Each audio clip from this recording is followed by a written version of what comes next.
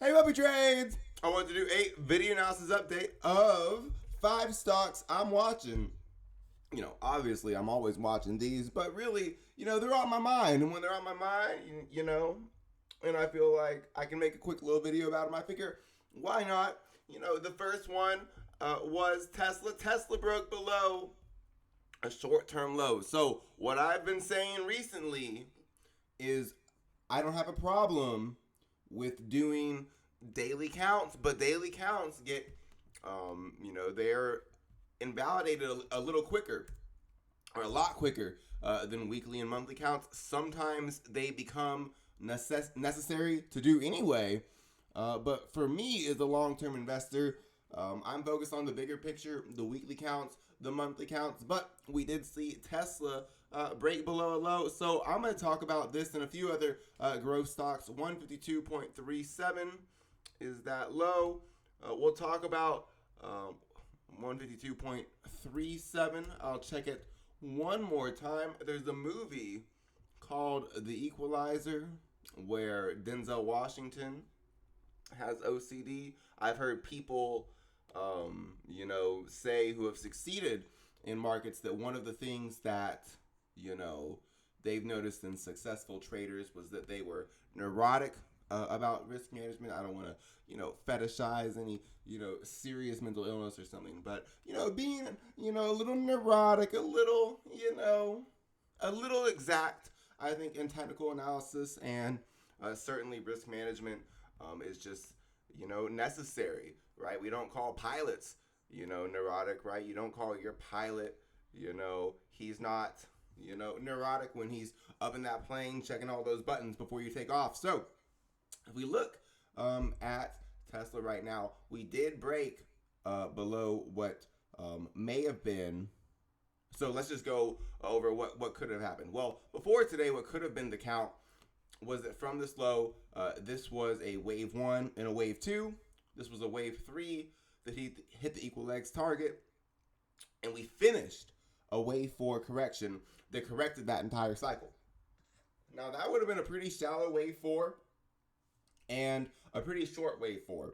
What appears to have happened, in my opinion, is that wave 3 didn't end until all the way up at the 161.8% extension of wave 1. So now bulls have to ask themselves, where's wave 4 going to end? Is wave 4 going to end? And remember, in a more recent video, I said the bears are saying that if we zoom out,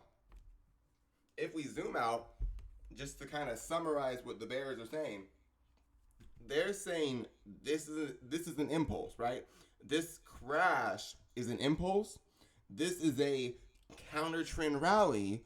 And now the bears are going to say, we're not going to break above 299.29.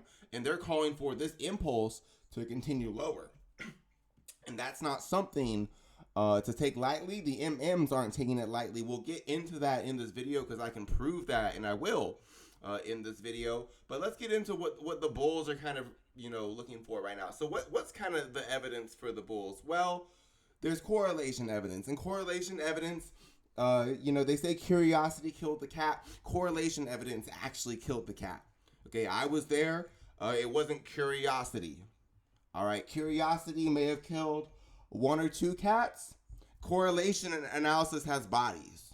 All right, there are bodies buried all across your metroplex because of correlation analysis. Okay, so there's correlation analysis for Tesla. That would go something like this: Nvidia exploded to a new all-time high. Advanced Micro Devices, SOXX, Applied Materials. Those would be candidates to follow.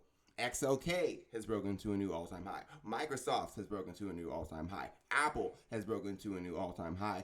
That would be correlation evidence that the NASDAQ in the big picture, and by proxy the S&P, I talked about XLK in my last video, would make the all-time high. That's the correlation analysis. Now, unfortunately, Tesla's got, and not just unfortunately, there are positive benefits to this too. Tesla's not just like any other NASDAQ holding. It's a little special. It's got a big ESG component, right? So that comes in. My analysis of in-phase energy, would be important. I've been looking at the chart of TAN recently, but that's all correlation analysis. That's beyond Tesla's membership in the broader market. What are the bears going to say?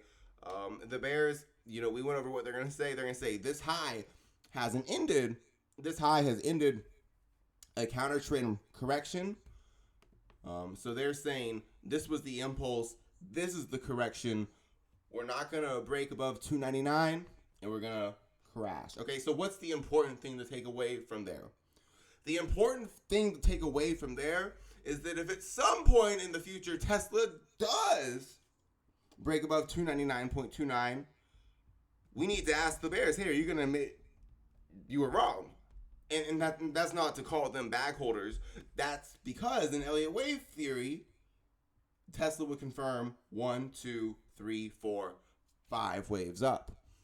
And Tesla's also, a larger holding with ARK. It's also a larger holding with, other, Kathy Wood's holdings, right? So that's kind of why I want to stop with correlation and just get to the levels for Tesla. What's a pretty conservative thing for the bulls to say is the first question I'm going to answer. The second question I'm going to answer is what am I going to do? Okay. So I've gone over my hedges recently. I'm going to update my hedges soon because I'm going to roll them, and I think I'm going to roll them tomorrow. I've got some hedges on the Metaverse ETF. Most of them are pretty deep in the money. So they're not, they didn't decay to nothing. Most of them still have the good majority of their intrinsic value, and I'm going to roll them to a further expiration. Okay, is my plan, and I'm thinking I'm going to do that tomorrow. That's going to give me unlimited, like Michael Burry downside exposure to the market. It's also going to give me, puppy trade style upside exposure to the market. So let's just get back to Tesla for a little bit. That's kind of the hedging plan. Another part of the hedging plan is that I've got a pretty good amount, about 70% of my Tesla position is in Tesla.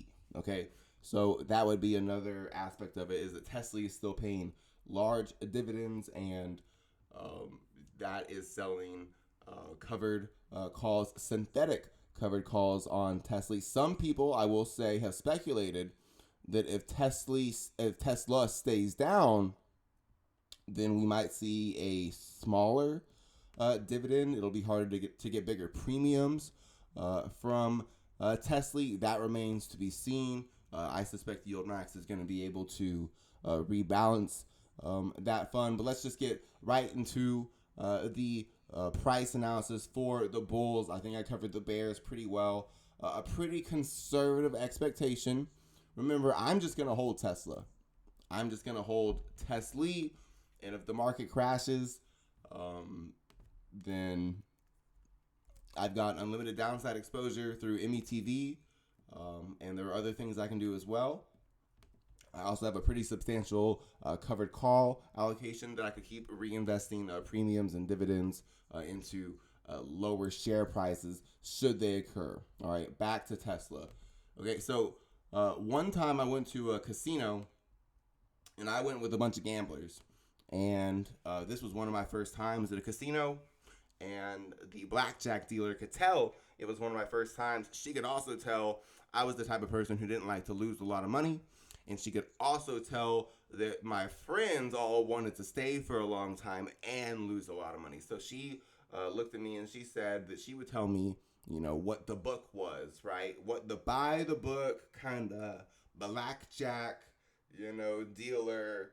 What would the book say to do? Do you hit on 15 or do you call or whatever the heck they do, right? So she gave me the book, right? So my goal is to, from an Elliott wave theorist, perspective, is to, what's the book? Know what the book is for the bears and the bulls, and know why the bias is being picked. I've given a little background as to why the bias is being picked. We'll get into options for a second. What's the book here for the bulls? Well, this is probably wave A. This is wave B. We haven't quite hit the wave C equal X target. The wave C equal X target gets its length from the length of this fall A, placed at this wave B high, which gives a wave C level.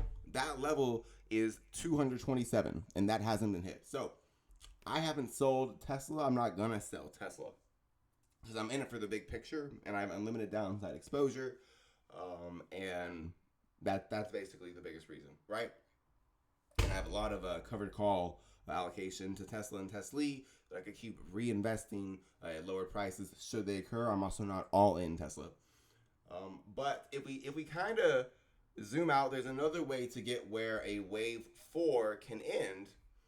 And if we look at Tesla's bigger picture wave count, the bull argument is going to go something like this. This is wave 1, this is wave 2, and this is wave 3. It even went past the 161.8% extension of wave 1, which would give a little bit of evidence that it's a wave 3. We have an A, B, C correction for wave 4. Now, this could be what's called a truncated wave C, which is just a fancy way of saying, although it is rather common, that wave C does not meet the length of wave A placed at the wave B high. If we look at Tesla, there's another way to find where a wave 4 could end, and that's the 38.2% retracement of wave 3. So wave 3 begins here, 152.37 to 299.29. So it's between the 38.2 to 50% retracement right now. That's kind of the by the book place for a wave 4 to end, okay? And if wave A placed at the wave B high is where Tesla does choose to end a wave C around 227, that's only $2 away from the 50% retracement. That's how I'm playing it. Now, wave 4, I talked about this before. This is no longer the guarantee phase of wave 3. What's that mean? Well, in Elliott wave 3 is the big one. That's the kind of the prize jewel, okay? The other thing to know is that once wave 3 ends, the expectation is that there's a shallow wave 4 correction and at least one more high is going to be made, which in the world of covered call ETFs and buy rights is a pretty big deal, okay? So let's get back to Tesla.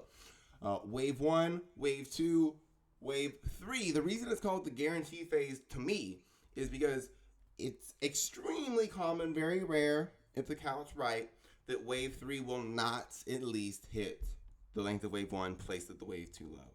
And that's kind of the big guarantee. That's the 5 waves up, 3 waves back. You know, once that kind of 3 waves back is identified, that ABC correction, there's a minimum equal legs target for wave 3, whether it's, you know, if it's 5 waves up, 3 waves back, you know, wave A, wave B, then wave C is at least the length of wave A placed at the wave B low. If it's 5 waves up, 3 waves back, and it's wave 1 and wave 2, then wave 3 is at least the length of wave 1 placed at the wave 2 low. So that's kind of the big guarantee of Elliott wave theory. That's the whole point. And once that phase ends, we enter what I call the nuance phase. Okay, wave theory stops becoming this magical thing. It starts becoming more of, you know, a technical trading system like the others. So for Tesla, wave 4 goes something like this. Wave 4 retest the wave 1 high is one of the Elliott wave principles. The wave 1 high is 217.65. So that's a very good level for managing downside risk, that wave 1 high. And it's not too far from 208.49. So for the big picture, I've talked about for a long time this idea that similar to NVIDIA, though this is not the NVIDIA went up thesis, this is a large wave 1 subdivided into 1, 2, 3, 4, 5 waves. This is an ABC correction at the 61.8 to 78.6% retracement. And eventually, we're going to see Tesla, like NVIDIA, go break to new all-time highs. So, defining the risk to the downside, to me, is worth it, especially in a world where there's this ETF called Tesla that's paying these massive dividends, selling a lot of, you know, covered calls on Tesla. They can also help me manage risk, as well as, you know, pretty cheap options on an ETF called the Metaverse ETF that I like to, you know, help me sleep at night, give me unlimited downside and upside exposure. So back to Tesla. I think the good downside level is the 61.8% retracement for wave 4 is the wide level, 408.49. The tight level is this wave 1 high is 217.65. Above there, the bulls are going to expect this is wave 1, wave 2, and wave 3. Eventually, Tesla's going to end wave 4, see a wave 5 higher. So I'm not selling Tesla, I'm not selling Tesla, and I'm going to roll my options on the Metaverse ETF pretty soon. I plan to do it tomorrow. So Datadog, I want to talk about. First off, I want to talk about how I found Datadog. I've talked about the screener before, but I just want to refresh. I volatility ranking percentile, IV ranking percentile, sorry, is a very useful screen for me. I go to stock IV ranking percentile under the options tab on bar chart. I sort by IV percentage at 0. And then so this is going to give the highest percentage. This is going to give the highest percentage, the lowest percentage implied volatility rank for the highest volume of options, right? So PayPal being at the top of this, that is a big deal. We'll get into that with Square later. We'll also talk about I've talked about ExxonMobil a lot. Those two being at the top of this screen is an important reading. I'm definitely looking at Amazon and Tesla too, right? So that's another reason I'm talking about them. Okay, so what I like to do is I like to refresh this, and I believe that I got Datadog from the screen. See right here, refreshing this is another way to get another list outside the top 25 volume on this bar chart screen for low implied volatility. Datadog's at the top. Again, and none of these are magic screens, but this is a very kind of favorite one of mine. I also use ETFs too. Anyway, that's kind of the reason I'm talking about Datadog right now. So we look at the big picture for Datadog. We can see that this appears to be, let's get back into the full screen. 1, 2,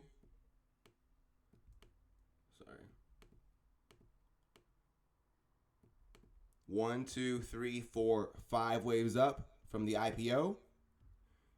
We have, I think actually the 5-year, the 5-year was what I had it on. And so the 5-year, this is the weekly chart. So it's the same amount of time. It's just a different time frame than the chart I had. That was the monthly. This is the weekly. 1, 2, 3, 4, 5 waves up for Datadog. Now, I do like that within this 5 waves impulse, we see the highest weekly RSI reading is within this big impulse. That suggests that in the big picture, there's a rule in Elliott wave theory that says wave 5 ends with momentum divergence. So there's a clear 1, 2, 3, 4, 5 waves. This big impulse for this small wave 5 has the highest RSI reading. That suggests to Elliott wave theorists, it's a little bit of a hint that this is not the top. Anyway, can't tell that to the broker for sure.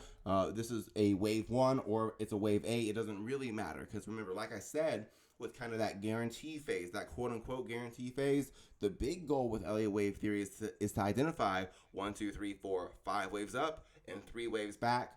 Okay, so for growth in a high beta stock like Datadog, we get to the 78.6% retracement. So 5 waves up, wave 1, wave A, 3 waves back, wave 2, wave B. So we'll talk about why I think there's a little bit of merit. The long-term invalidation, which is extremely wide, is going to be this low of 61.34. Now that's very wide. We'll talk about a better level. But the idea is that ultimately that level holds. And I'm expecting kind of like Cloudflare, very similar to see. We've seen Palantir recently. To see that Datadog is eventually going to go break this high of 199 and could go further in the big picture. So if I go subdivide this, the reason I was talking about this was one, to show kind of how I, what my after, the market routine is. So if I get this, I see Datadog on the screen and I see from this low, I think there's a pretty clear 5 waves impulse from this low. So if I look at this impulse, from this low, 1, 2,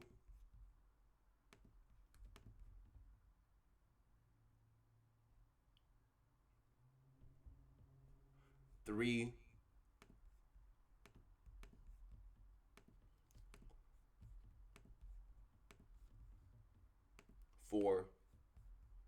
5. So this is kind of that 5 waves impulse.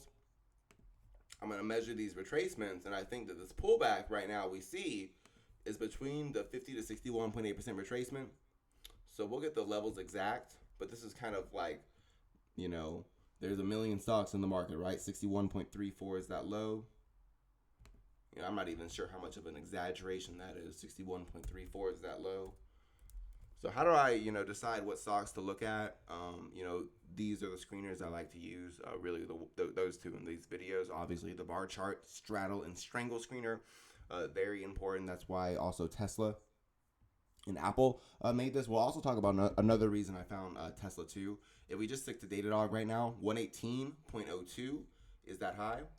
So if we look at Datadog, I do think 5 waves has formed up from this low. 1, 2, 3, 4, 5 waves. Wave 1, large wave 1 for this impulse to 118, and a wave 2. So a very tight level would be the 61.8% retracement of 82.99. Now, here's kind of my rule of thumb: is that higher beta stocks, higher growth, you know, especially growth stocks, higher beta, more volatile stocks, more likely to hit that 78.6% retracement. More likely to hit that 61.8% retracement to end wave 2 or wave B. That's just what I've noticed. More volatile stocks, they go to that 61.8% retracement. It's definitely not uncommon for them to hit that 78.6% retracement to end a counter trend move. So 73.47 is a little wide, but eventually, you know, and pretty tight would be 82.99. I think that Datadog is going to end this wave 2 correction, and it's going to begin wave 3. The minimum target is the length of wave 1 placed at the wave 2 low. That could take, you know, Datadog towards the mid 100s. We'll get into another growth stock in this video. I want to talk about Apple right now. So Apple from this low, I talked about XLK in my last video. So Apple's been on this bar chart, straddle, and strangle screener. And actually, before I get into Apple, I'll get these fibs right. 198.23.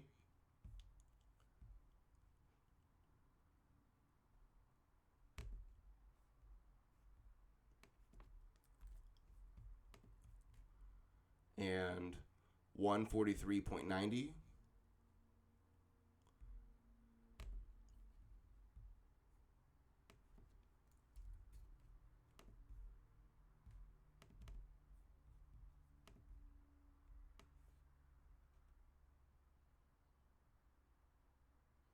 So what Apple can be doing, very similar to what I talked about with these other XLK components and QQQ in my recent video yesterday, is that this is as wave 1 and ABC wave 2 correction.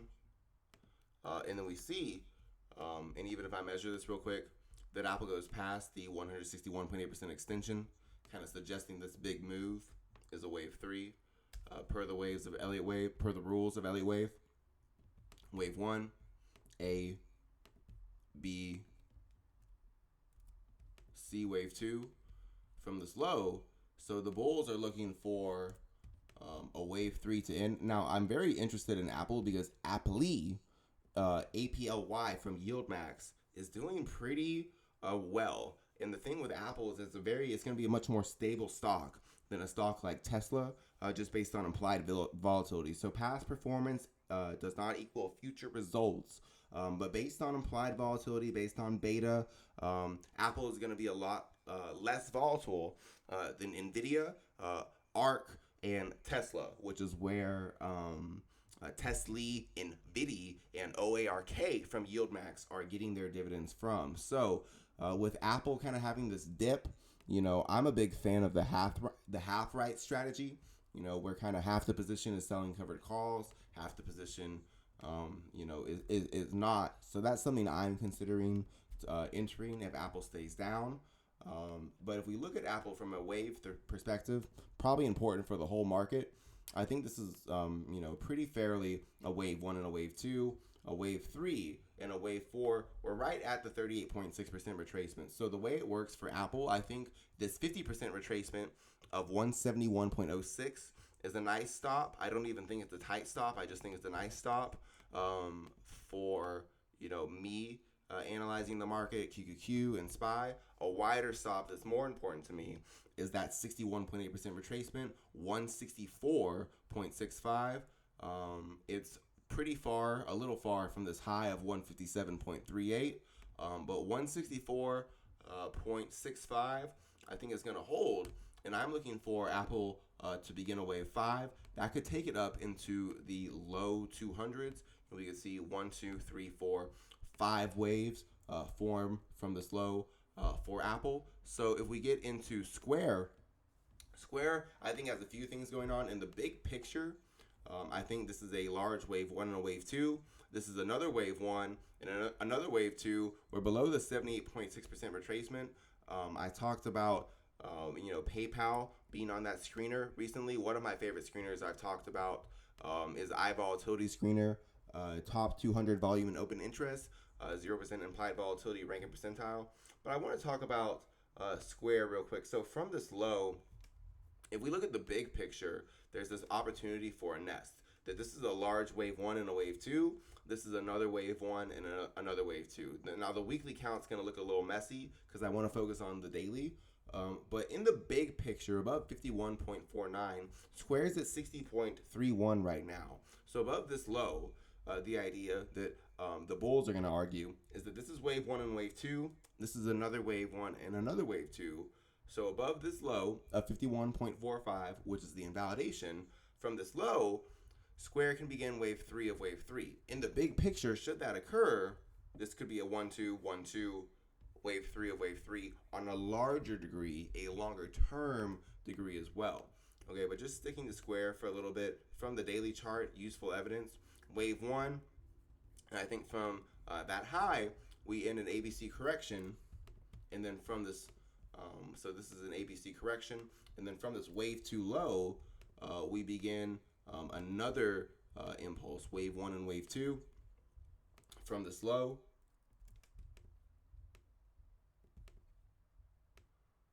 So this is wave 1, this is wave 2, and then from this low, I think Square, remember, it's on the same screener with PayPal. Doesn't mean it's the magic screener at all, but I think, and I hesitate to leave that, line right at that, daily low, but just measuring these fibs, what I'm looking for Square is that this is 81.47.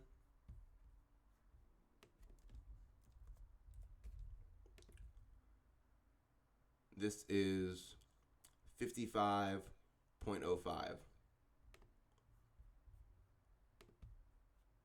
So we get down to that 78.6% retracement.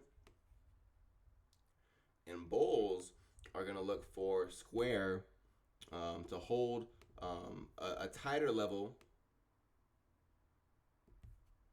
55.05.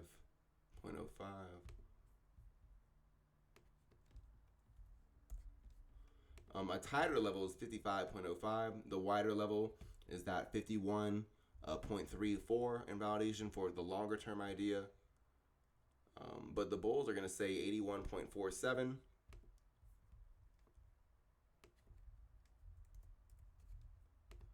Is this high? We end wave 2 at the 78.6% retracement. We're going to look for wave 3 of wave 3 to begin. And I say we because I'm holding ARK and OARK. So that's referring to ARK bulls, OARK bulls, which includes me. And I think it also fairly includes NASDAQ bulls as well. For this particular projection, 55.05, I'm looking to hold. And I'm looking for a wider invalidation of 51.34 to not get broken. That could see we have block in, most likely subsequently other components of ARK F, enter wave 3 of wave 3.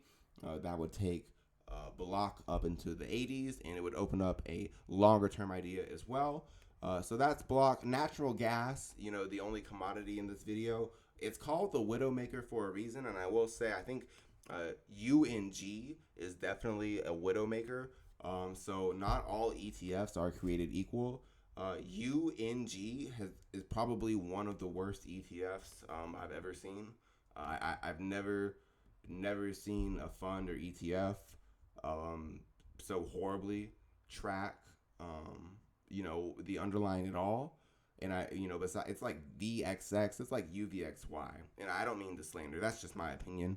The prospectus probably says why. I think the official reason is that UNG is using front month futures, so it is getting destroyed by decay. Not a new ETF. There's a different ETF called UNL. I think it also tracks natural gas, and it spreads its futures expirations out a lot further. So it spreads its futures expirations out over the course of a year. So it appears to do a lot better, with decay compared to UNG, based on what I've seen. So a 9.987 is this high for natural gas. I've talked about, you know, RBOB gas. I've talked about crude a lot recently. 1.517 is this low. I think the big thing, natural gas is the widowmaker. I've given kind of the bull thesis for oil. I think I've given a lot of evidence with, prior, predictions for oil that, this was in fact an impulse for the energies, the dirty energies, as opposed to the clean energies. So if this is 1, 2, 3, 4, 5, kind of that basic wave principle is that, this is 5 waves up, 3 waves back, past the 78.6% fib. I know this is pick the low, but above 1.946, that is the low. And then what happens to the rest of America? What happens to the market? And I think there's a few ways to subdivide this. Some would say this is wave 1, wave 2, wave 3, and wave 4, and wave 5. Either way, I think there's a 5 waves, subdivision. This is wave A. This is wave B. So personally, I'm worried about, not to say like worried, be alarmist, but this is a reason I like take commodities kind of seriously, is because this has the chance to devalue the amount of cash that I'm receiving in the form of dividends and payouts and capital gains and stuff like that as an investor. So we could see a wave of inflation, and I don't want to be who knows what the reason for this is going to be, right? I have no idea, but if this happens, that low holds of 1.946, 946. If that low holds, I don't think it's out of balance to say that this is going to have implications on the market. I'm not saying they're going to be bullish. I'm not going to saying they're going to be bearish, but I think commodities as a whole, oil and crude especially, this idea from the options market is very widely supported, that we could see, while retail's falling asleep on some of these, that they just kind of like late, I hesitate to say late 2021, because after that the market fell, and I don't think that correlation is going to be the same this time. But looking at options, IV ranking percentile, going to ETFs, it's pretty alarming. It's pretty damning, and more so than Apple and Datadog and Tesla. I mean, this was really what caught my mind. Silver's at the top of this list, but more importantly, when I refresh this list, sorting my lowest IV, it's all oil, it's all crude, it's all oil and crude. I think natural gas, and this was the other reason I was looking at Tesla ETF, TSLQ in versus Tesla, TSLL is leveraged Tesla. So that's the idea, is that they're using these long gamma positions, on oil and crude. And so, that's, kind of how I go about, these are my favorite screens for the end of the day. We look at the big picture, we can see that, the options market is really, really paying attention, to oil and natural gas. potentially at a time where retail is falling asleep. And when I see this much options activity, I think about what happened, with the more recent rally. Who knows, right? But what's going to be the reason for this? I think there's going to be a reason for this if I'm correct. Above this low, which I expect to hold, 63.57 isn't going to be broken. Crude might be more of a, less, bold play than natural gas, but I think it's going to enter wave 3 as well.